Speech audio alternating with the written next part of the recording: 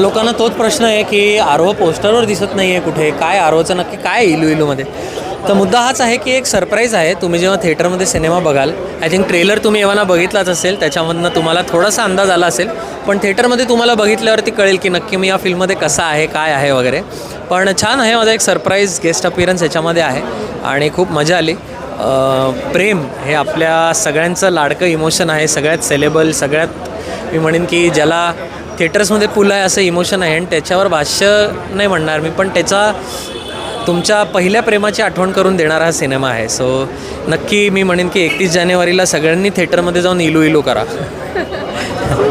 काही प्रोजेक्ट चालू आहेत माझं. याच्यानंतर एक फिल्म रिलीज होती, एक राधा एक मीरा, त्याच्यातही माझा एक सरप्राईज रोल आहे.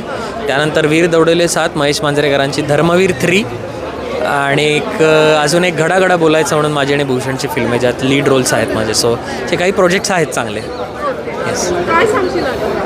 आणि काय सांगू, सगळ्यांना नवीन वर्षाच्या हार्दिक शुभेच्छा. थिएटरमध्ये जाऊन सिनेमा बघा आणि असंच मराठी कलाकारांवर आणि चित्रपटांवर प्रेम करत राहा. धन्यवाद.